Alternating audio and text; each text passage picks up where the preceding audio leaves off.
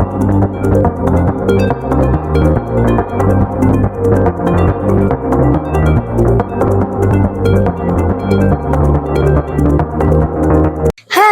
Assalamualaikum dan salam sejahtera. Saya Marsha Marisa Dan saya Alia Hana. Kami wartawan cilik dari studio TV Merdeka.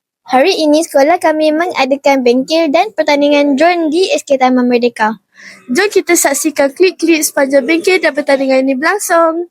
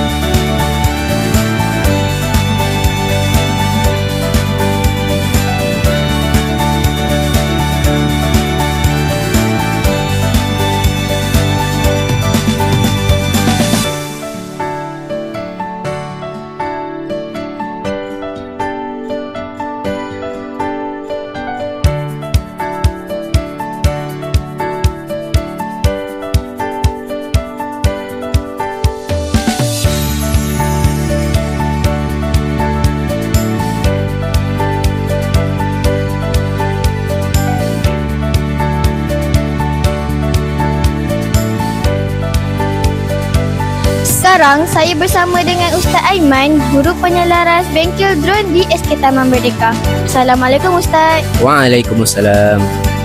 Apakah fungsi utama drone dalam kehidupan harian atau industri? Baik, Alhamdulillah pihak sekolah telah berjaya mengadakan bengkel drone dekat sekolah. Seramai 40 orang pelajar telah menyertai bengkel ni. Murid-murid telah diberi pendedahan mengenai fungsi drone. Antaranya adalah sebagai alat untuk merakam video, video seperti video grafik, video korporat, dan drone juga digunakan sebagai alat untuk di dalam bidang pertanian. Contohnya untuk membaja dan menyiram. Ada juga digunakan sebagai alat kebakaran, untuk bantu pihak bomba memadamkan kebakaran. Ada juga drone juga berfungsi sebagai persembahan pertunjukan drone. Seperti yang kita lihat pada event bola bintang, mereka menggunakan drone sebagai pertunjukan drone di langit dan berjaya menarik minat rakyat Malaysia. Terima kasih Ustaz. Okey, sama-sama.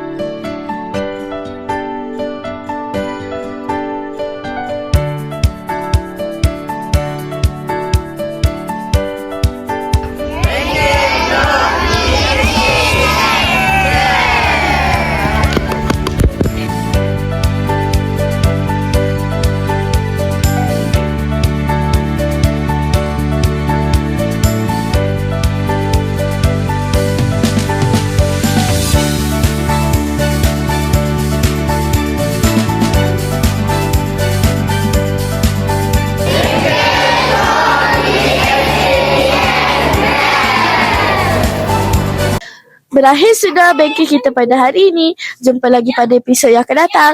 Bye!